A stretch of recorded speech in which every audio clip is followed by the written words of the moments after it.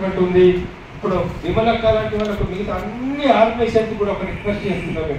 All organisations వాళ్ళ మీటింగ్లలో మీరు discuss చేసుకోండి, వాళ్ళ దానిలో మీరు నిర్ణయం తీసుకోండి. అందరం ఒక శక్తిగా రావాలి, అందరం ఒక ఫోర్స్గా రావాలి, అందరం ఒక ఆల్టర్నేటివ్గా రావాలి. రాజకీయ శక్తిగా ఎదగాలి, ఒక రాజకీయ పొలిటికల్ నాట్ అనే శక్తిగా ఎదుగువాలి. గోవర్ధన్ అదే ప్రపోజ్ చేసిన గోవర్ధన్ కూడా దాన్నే ఇంకా మేము ముందుకు తీసుకుపోతున్నాం. ఎవరెవరుతున్నారు అయితే ఒక్కటి మటుకు వాస్తవం, ఇందాక మా అనుభవంలో మీ అనుభవంలో ఎవరి అనుభవంలో చెప్తున్నారు, దాని ఎవరికి నాయకత్వం అప్ప చెప్తున్నారు ఆ విషయంలో మటుకు మీరు జాగ్రత్తగా లేకపోతే గురితోలుగా పక్కన నక్కకు ఇస్తున్నారా మీరు 420 మోసగాళ్ళకి ఇస్తున్నారా మన నాయకత్వం. మనకి డబ్బులు నిండొచ్చు, ఇప్పుడు వాడు వస్తాడు 1000 కోట్లు పెడతా అంటాడు, ఒకడు వస్తాడు 2000 కోట్లు పెడతా అంటాడు, ఒకడు వస్తాడు మళ్ళీ కార్డు ఇస్తా అంటాడు.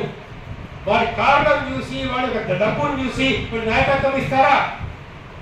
ఇవాళ ఆ జరిగిన పొరపాటు గతంలో అసలు ఎంత దుర్మార్గంగా ఉంటారంటే, వాడు కరెక్ట్ అయినప్పుడు కేశవరావు జాదవ్ లాంటి వారిని ముందు పోనీయరు, వాడు కరెక్ట్ అయినప్పుడు నిజమైన ఉద్యమకారులను ముందు పోనివారు, అక్కడనే తొక్కి పెట్టాలని చెప్పేసి చూస్తారు.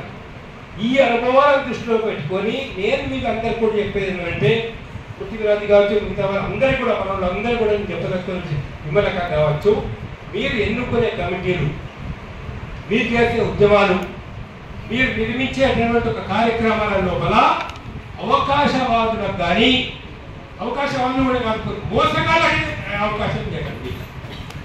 చీటర్స్కు వాడు తీసుకపోయి సీదా తీసుకపోయి మిమ్మల్ని వాడు బొందలేసేటటువంటి వాడు, అమ్ముకునేవాడు, మన ఉద్యమాల పేరు చెప్పుకొని అమ్ముకునేటటువంటి వాళ్ళకి అవకాశం ఇవ్వకండి.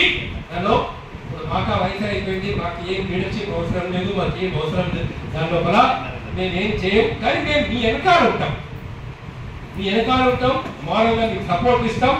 మాతో చేతనైనంత మేరకు, మాకు ఊపిరి ఉన్నంత వరకు ఈ ఆశయాల కోసం మేము ఉంటాం.